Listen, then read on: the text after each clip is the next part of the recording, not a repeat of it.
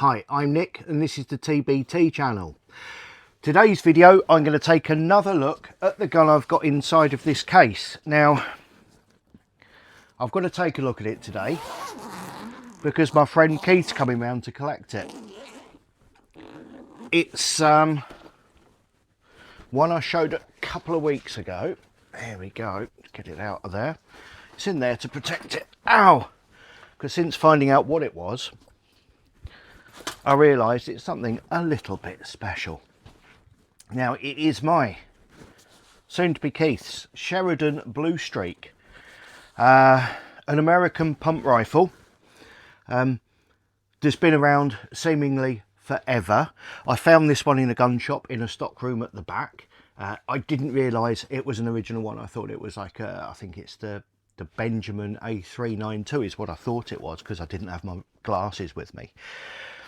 So I bought it, I got it home, I like the condition of it, I like the fact it's still got the warning stickers on it, and if you look inside of here, now the first pieces of wear you get on these guns are where the paint rubs off here, just from use, just from pumping the thing up. Where's the paint away there?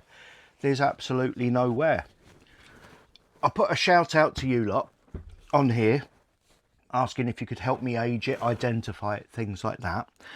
Thank you all for the people who responded. All of you, I mean, there were reminiscences, there was useful information, there was people saying about I had one of them or my brother had one of those. Love all that stuff.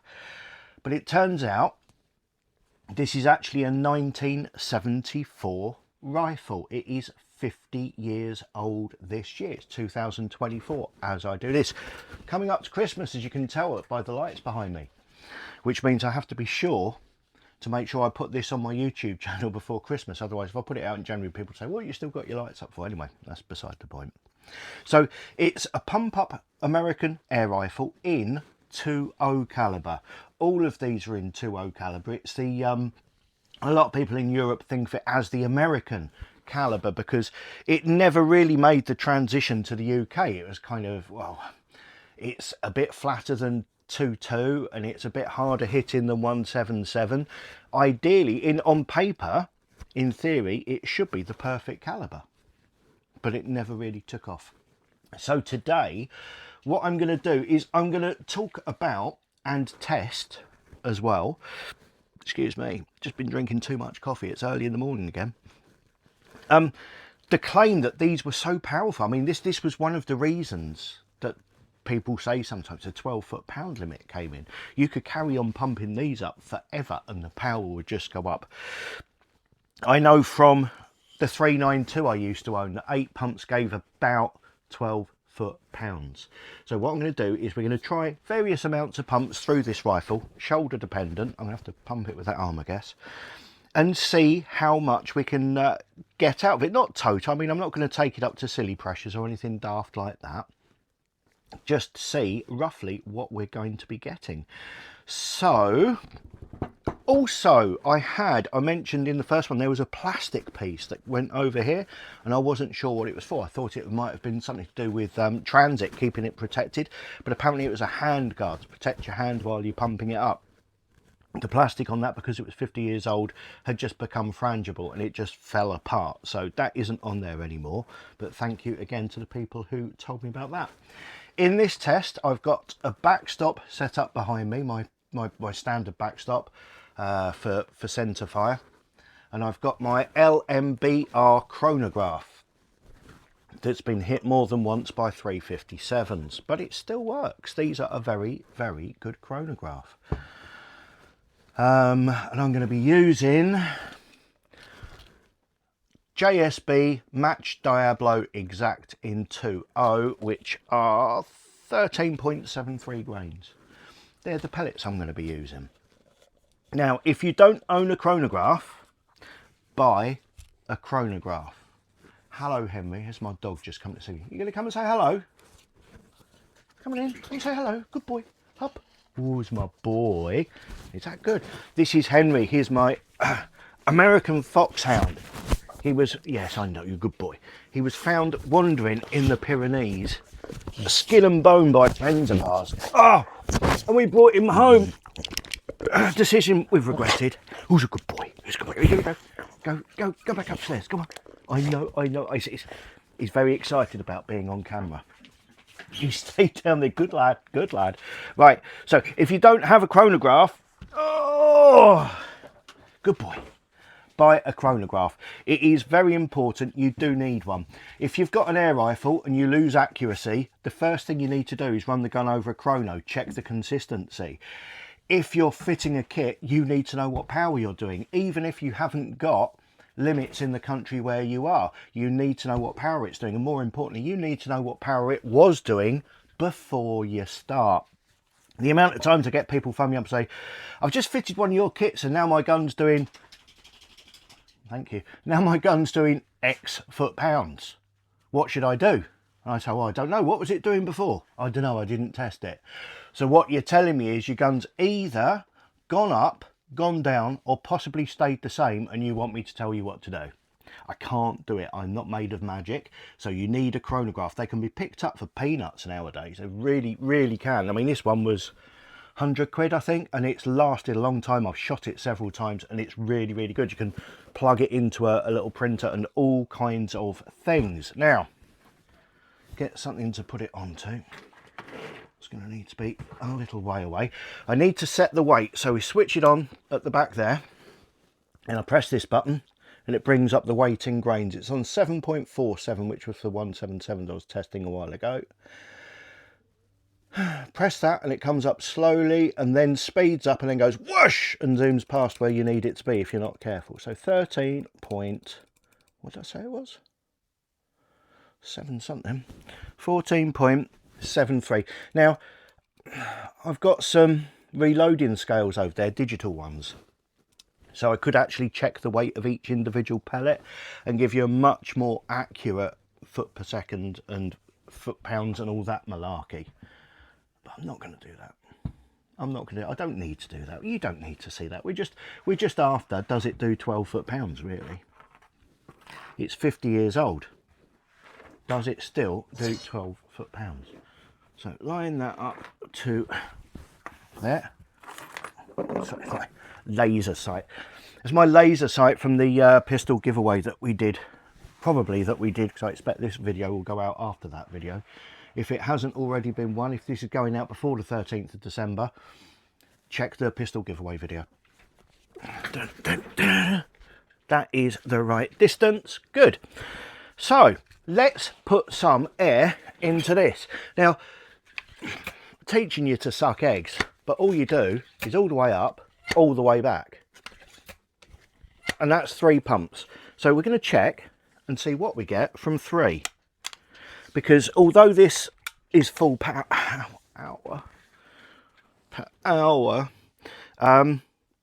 if you're just shooting tin cans in the garden, it doesn't necessarily need to be full power. So we're in fire, rest that on there. Before I pull the trigger, because I'm on video, eye protection. Because these may rebound off. 6.29. I expected it to be less than that. 3 pumps is 6.29. That's 454.5.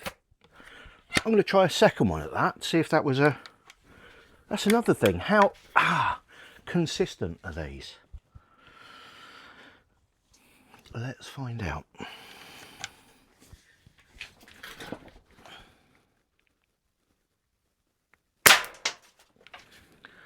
452. So yeah, that's quite consistent. That's within 2 feet a second, and that's from a pump up. That's impressive. 1, 2, 3, 4, 5 seems a good number. Let's try it at 5. If you're wondering why I'm cocking this in an awkward fashion, it's...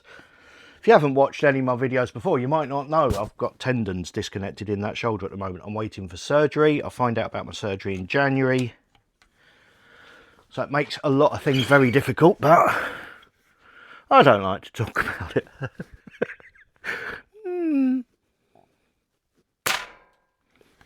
9.19, that's 549 feet a second.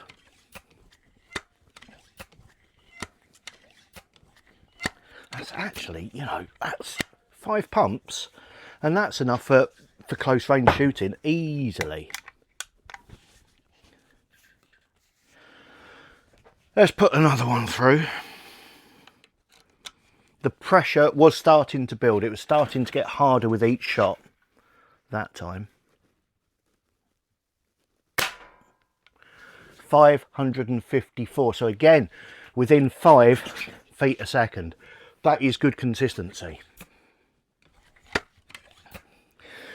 When you're pumping these, the thing to remember is keep it slow and make sure you go to the full extent upwards so that the air gets a chance to get in there and equalise. 3, is that 3? 4, 5, 6, 7, 8. I do remember 8 being the recommended amount of pumps for one of these. On the 392, certainly it was recommended that 8 was the maximum. So we will see what we do at 8.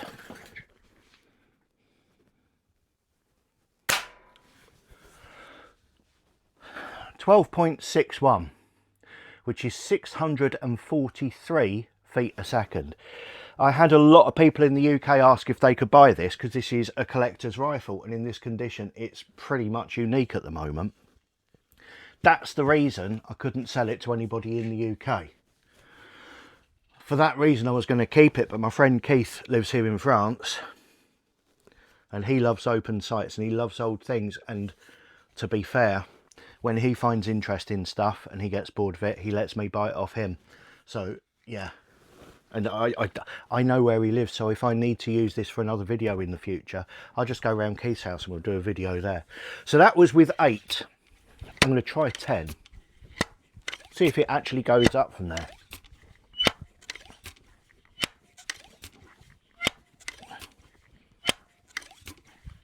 Eight, 9, 10. Now that's starting to get difficult on that shoulder, so we may not go much further than 10.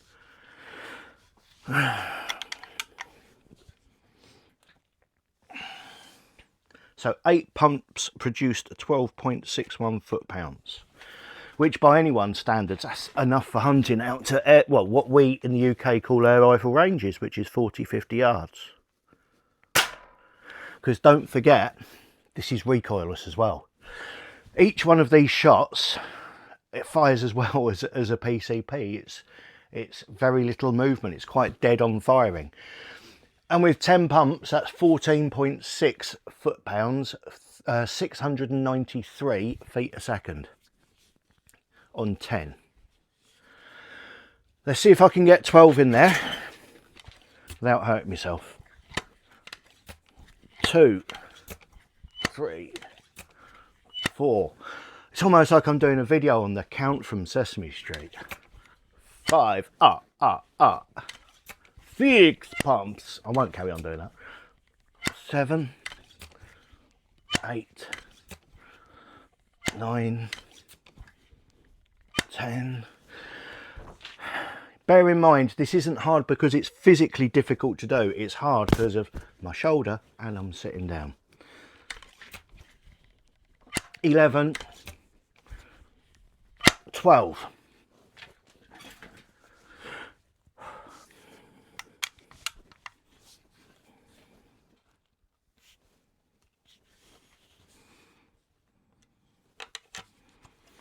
Okay, at 12 pumps, we got 14.6 at 10 pumps. We got 12.6 at 8 pumps. So what do you reckon this one's going to be? Has it gone up or is it now staying the same? 15.7. 15.7 foot-pounds at 12, 718 feet a second. This is now becoming quite a serious tool at that power. Let us pray, no. Let us find something to put there. See if I can find any mechanical advantage for pumping. Hang on a second. And I'm back in the room and slightly puffed out. Right, 16 is the most I can get in my current physical state. 16 is the most I can get into it before my shoulder hurts too bad. That's stood up. So this is going to be the last shot. 16 pumps. 12 gave us 15.71, 718 feet a second. Have we reached the limit? Have we reached a point where it won't go any higher? Let's see.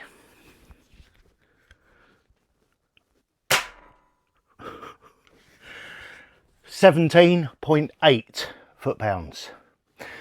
That's the same power as my HW80 is at currently. 763 feet a second.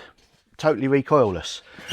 And without the need for a diver's bottle or a pump. Well, it's an integral pump.